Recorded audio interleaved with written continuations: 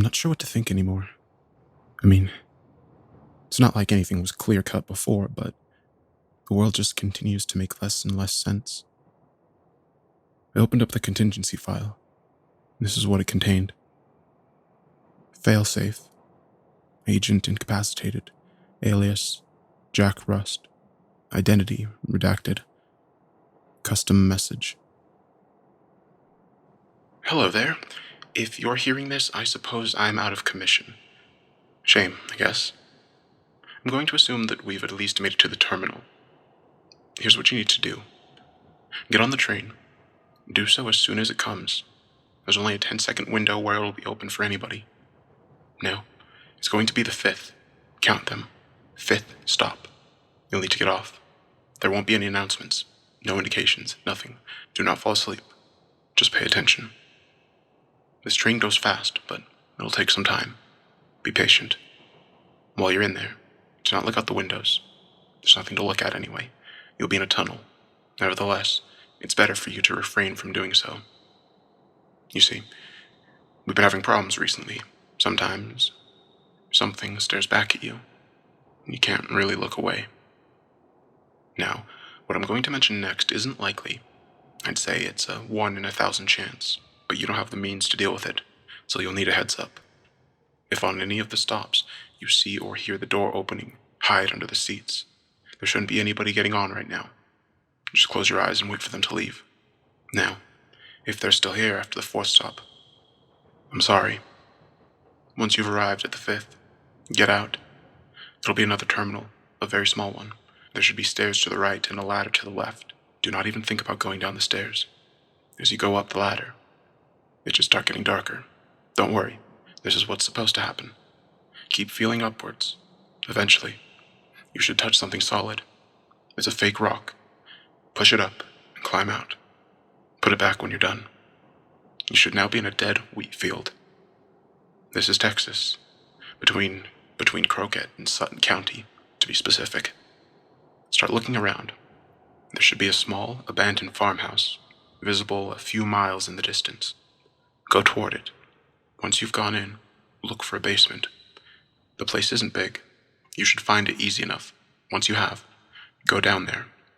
Now, the lights don't work, so it'll be dark. Turn the brightness up on the phone if you have to. You should be looking for a big, red door. There's only one, so if you think you've found it, you have. There's going to be a numerical set of buttons right by the handle. The password is 5, 3, 2, 5, 6, 7, 8. Now, this next part's a doozy. Not that you have to do anything crazy. It's just what I'm about to tell you. You see, the reason people know where to find you was because they went through us first. We'd been monitoring you ever since you started getting close to finding that page. I didn't tell you because, well, why would I? Apparently, there was a mole informant in our midst. We believed that he was a member of a cult that we thought went defunct a while ago. The faction of the Lost Gods. That's what they call themselves. I won't go into detail on them here. All I'll tell you is that they would go to the ends of the earth to find what you saw that day. That's their one and only objective. They aren't the only group seeking it, however. They're only the ones we're worried about. I guess once they started hearing about those riddles, they thought this thing was trying to communicate with somebody, with them, trying to lead them there. But this is the part that didn't make any sense. The thing that had stumped all of us, you were never supposed to see what you did. It wasn't supposed to be there. We have no clue why it was. One of the strangest things was that nobody had even created the page that it popped you up on. We don't know how you found it. You were the first person that saw it since we took it off the site. This is where things got hairy for us. As soon as the informant noticed this, he called in a raid on our Texas headquarters. That's the one you're going to. It was a massacre. They stole our equipment and started tracking you down themselves. Luckily for me, I wasn't there for that. I was already on my way to you. Now, we don't work for the government. We just work with them. But these politicians, they have a real antiquated code of ethics, a real antiquated code of how to fix things. You see, these cult members aren't so easy to find. If they were, they would have been neutralized a long time ago. Because of that, there exists a contingency protocol for this exact purpose. Blackout is what they call it. If they ever found out that this group had any chance of finding whatever it was that you saw, they'd put it into motion. Trust me, that's not going to be fun for anybody. They aren't willing to take any more risks. That's why we didn't tell them. Why we didn't tell most people in our own organization. They might spill the beans. However, if you're still listening to this, that means desperate measures can wait. Once you've gone in, go directly straight until you've reached what looks like a control room. In the far right corner, there should be an older desktop mounted on the wall. Luckily, that's one of the few things they didn't take. Boot it up. It's going to prompt you for a password. Type in primordial. A trapdoor should open in the middle of the room. Walk down those steps and you should find yourself facing a bunch of file cabinets. Start searching through them. You're looking for a folder under the name Kane Hunter. He is an old friend. It's ordered alphabetically, so it shouldn't be hard to find. That folder should contain his address. I understand that this is a lot of work for just one piece of information. However, this guy moves around so much, I just didn't bother keeping up. You need to go find him. He'll have the answers that I don't. At this point, here's our best shot. Tell him Ben sent you. I'll leave you with this message. Mankind must not go back to hiding in fear. No one else will protect us. We must stand up for ourselves. This government protocol is not the way we go. Good luck. That was the end of the message. This was a lot to take in, to say the least, but it sounded like I had a job to do. Luckily, nothing else got on the train with me. It took a while, but I finally got to the basement door in the farmhouse. As soon as I walked in, a wall of stench hit me. I reflexively gagged. A massacre. Those words rang through my head. I found the light switch on the wall and flicked it on. As the stale, incandescent light washed over the place, I understood what he meant. It was a massacre indeed. And nobody was there to clean it up. Holding my breath, I stepped over decayed, uniformed corpses. As much as I would try to avoid looking at them, I couldn't stop myself from glancing every so often. I was about to pass out once I reached the control room. I followed the instructions and found the folder. As soon as I did, I got the hell out of there. Once I was back outside, I read through it. Kane Hunter was 45 years old. He lived in Hong Kong. Shit, I thought. I was starting to hate traveling. It took me a while to find a road. I eventually managed to hitchhike into town. From there, I got another ride to Dallas-Fort Worth International. That's where I'm at right now. I'm tired beyond belief at this point. It doesn't help that the back of my damn neck is itching like hell. The flight was long, so I got to contemplate the past week. There was a lot of unanswered questions still lingering, and I didn't really know what to expect from Kane Hunter. I remembered that the train terminal, the card I found in the washroom, FOTLG, Faction of the Lost Gods. Shit. I finally arrived and cabbed to this guy's address. I was running low on funds at this point. During the drive, I watched as the glimmering lights of the city moved past me. On the surface, the world just seemed so straightforward. I guess it really starts unraveling when you look into it. I got dropped off at an unassuming apartment complex. I guess you could call it middle class. I buzzed his room number. It took a while, but somebody finally answered. "Who is this?" He sounded surprised, as if he wasn't used to visitors. I took a second to think about what I was going to say. "Ben sent me. I need help," was my ultimate response. Almost instantly, I heard the front door unlock. Well, here we go, I thought. I started making my way up to the 7th floor. As I was about to knock on the door, it opened. A rather unkempt, middle-aged man pulled me into his room. Looking extremely anxious, he paced around me as I took a seat. He finally stopped, turning to me. "What do you need help with?" I was about to tell him something he didn't want to hear. "I saw that thing. Now there's people after me." His facial expression contorted as he heard this. "Who's after you? Do you know?" His speech was quick and discombobulated. The faction of the Lost Gods, is what I think they're called, was my response. Now his face went completely pale. They're back. I flinched. He sat down, burying his face into his hands. He looked back at me. What happened to Ben? My silence was enough of an answer. He just nodded.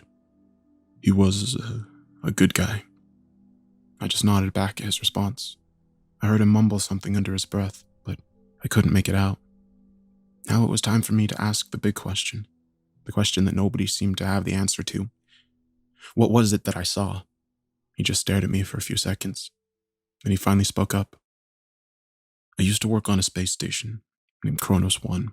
You heard of it? No, I hadn't. That's what I told him. That's because you're not supposed to. Now I really had no idea where this was going. He went on to tell me how the Kronos 1 used to orbit space 1,500 kilometers from the ISS. It was meant to be used for navigation and communication, he stated. That's what they told us anyway. They were doing other stuff up there, that's for sure. Why else would they not tell the public it existed? Anyway, it didn't last long. One day, we got a message from NASA. There was a sort of signal coming from somewhere deep in space. Well, more like some kind of anomaly. Something that didn't make sense. They didn't elaborate on what that was supposed to mean. Anyways, they estimated that it came from beyond the Kuiper Belt. All of this was strange, of course, and they decided to check it out. He paused, letting off a quick sigh as he did so. They sent an interstellar probe towards the signal. It was estimated to reach there in about 9 years, and it just so happened that about 9 years later, I'm back up in space after taking a hiatus on Earth. While there, we got another message. The probe had reached where the signal had approximately been emanating from. They were going to transmit a feed for us to watch. I raised an eyebrow. He just chuckled at my confusion. Yeah, we've come a lot farther in terms of space technology than the public is led to believe. Anyways, everybody's crowded around the monitors, waiting to see what the hell the probe picked up. Keep in mind that there's only 10 people in the room at the time. It was too tight to fit more. So we were going to be the first ones aboard who would see it. The transmission eventually blinked onto the screen. He stopped, rubbing his temples as he did so. It almost seemed like it hurt him to think about. Everything went by so quick, it only took a few seconds for all the screaming to start. People were banging their damn heads on the floor and walls. It was chaos. Everybody lost their minds after seeing what was on that monitor. The only reason I survived was because I didn't actually get a glimpse of it. I was still in the bathroom when the transmission came through. I got out as soon as I heard the commotion. I still passed out though. Guess I'm not so good with blood. All I remember before hitting the floor was seeing a lone person, still glued to the screen. He was the only one watching it at this point. When I woke up, they started asking me questions, but I had no answers for them. I didn't see it. Wait, so what was the cause of death for them? I asked. Suicide, mostly blunt force. He responded. Everybody in that room found a way to kill themselves. What the hell? I thought. Was this really what I'd seen as well? So what happened to the other guy? The guy that you said was still watching? He passed out as well, but only for a minute. Other than that, he said he was fine. Never even really brought it up. When they'd asked him what he'd seen, he just shrugged and said that he didn't know what they were talking about. I knew him, actually. His name was Blake. He'd always been a strange guy. There was another pause. I kept trying to work this out in my head. Kane kept going. But that wasn't the end of his story. I perked up. He got fired soon after. He seemed to just stop caring about anything that was going on around him. He'd make these strange, dark outbursts every so often, and it would scare the hell out of everyone he worked with. He was going insane. After his last day, he went off the grid. His family, the few friends he had, none of them knew where he went or where he was going. There were no traces of him anywhere. But unbeknownst to everybody, he was going around the country, kept recruiting people into some kind of cult that he'd created. You can guess what it was called. It didn't take long for me to put it together. The Faction of the Lost Gods. That's right, he continued. He'd even written and released a manifesto explaining why this was necessary. He'd go on about how there was something inherently wrong with the inner workings of our external world, and that we weren't even supposed to exist. Apparently our system was corrupted, whatever the hell that's supposed to mean. He was batshit. Maybe it was what he'd seen that made him that way. You see, that probe is still there, transmitting whatever the hell that thing is to a feed that only the government had access to. I'll assume you've seen the site where all the sensitive knowledge goes. I nodded. Wouldn't be here if I didn't. At first, that's where they stuffed it. According to them, a few hackers banging their heads on keyboards every now and then wasn't too big of a deal. But after what happened on Kronos, almost nobody dared to look at it. The few who tried, well, you know the story. But here's where things got incomprehensibly fucked. What I'm about to tell you, almost nobody knows about. This includes 99% of government officials. He took out a cigarette carton and lit one up. He took a long, heavy drag before continuing. After about 6 months, I went back to Kronos. They offered me a severance package to just retire and keep my mouth shut, but I decided against it. I was too cocky, tried to pretend like what I saw didn't affect me. That shit was a mistake. He ashed his cigarette and lit another one. It was a routine workday. We were finishing up some maintenance when we heard a deep humming sound coming from somewhere outside of the station. Wasn't like anything we'd heard before. Even now, I can't replicate what it sounded like in my head. It was just strange.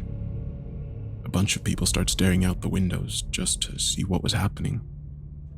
I didn't join in. After that probe footage, my curious side pretty much disappeared. However, what happened next made me question what kind of universe we really live in. I was eating lunch in the mess hall when I heard commotion coming from the hallways. I would have checked it out, but that's when the screaming started. It wasn't normal. Honestly, it didn't sound like anything that a human being should have been able to produce. I remember looking at everybody else in the room. They weren't moving. We were all on the same page. A couple of guys actually barricaded the entrance with chairs. However, we couldn't keep our eyes off it. There was some kind of light bleeding in from the cracks under and above the door. Something was wrong about it. The light wasn't any color we'd seen before. The familiarity of these descriptions got my mind racing. This was it, wasn't it? This is what I had saw. He continued. I remember getting lightheaded just from looking at it for a few seconds. The next hours were excruciating. The screams didn't stop. Our collective sanity was being pushed to the brink. We all just sat, fingers in our ears, eyes closed, waiting for the end of this shit. Eventually, the door opened up and we were escorted out. I remember looking around to see the white walls of the station, now stained with red. 90% of the crew died that day. We had our questions, of course, about what had happened. However, everybody that would have known was now dead. He leaned back in his chair, fished another cigarette out of the carton. This time, it was accompanied by a swig of whiskey. He went on. I arrived back on Earth shortly after. This time, they didn't offer me my job back, just a severance check and a non-disclosure. Though, it's not like I cared at this point. Would have quit regardless. Now here's the connection to what you saw. That day I was at my house, mulling over my life, then I heard a knock at my door. It was Ben. He asked me what the hell happened on Kronos. I told him, but the thing I didn't understand is how the hell he knew that something had even happened. He'd never even worked in NASA, so I asked him about it. He said that a wave of distress calls from the station all came through at once. They all described exactly what I had gone through. The problem was that they had no means of dealing with this. It would have taken too long to organize a rescue mission. Everybody was at a loss for what to do. That's when the higher-ups came up with something off the cuff. They had a hunch. It was actually more of an experiment. They checked up on the website. Sure enough, it'd been breached once again. Somebody was viewing the probe footage. They tracked it down to an abandoned warehouse in San Antonio, which is where Ben was at the time. At that point, he was just a field agent, so they contacted and told him to go check it out. He drove there along with a SWAT team. When they arrived, it was a bloodbath. They started getting shot at as soon as they walked in. Whoever was doing it was trying to protect something. Half the team was killed before they managed to secure the place. They detained the shooters and started sweeping the rest of the building. There was nothing on the upper floors, but then they got to the basement. There was just one person down there, sitting in front of a computer monitor. They approached him slowly, barking at him to put his hands up. He ignored everything. A SWAT member eventually got close to him. That's when he started screaming out of nowhere and shot himself in the head. There's no doubt that he got a glimpse of the screen. Nobody approached him after that. They all just kept pointing their weapons at him, telling him to turn around. The guy eventually did. He said his name was Blake. Ben recognized him because he'd been infamous around government circles. He said that there was blood seeping from his eyes and nose, skin pale as the moon. He only said one thing. Kane stopped and sighed. He took a big swig of whiskey and looked at me, dead center. You can't stop it. If this doesn't happen today, it'll happen eventually. Our reckoning has yet to come. Ben said that this chilled him to the bone. He told me that Blake said it in such a tone and conviction that just made him feel despair and emptiness inside. He shot him right after that, as well as the monitor. They rounded up the rest of the cult members and took them into questioning. They wouldn't cooperate, obviously. They all just repeated the same words over and over, some weird fucking motto or something. Anyways, the higher-ups got there a couple hours later. They congratulated Ben, told him to go home.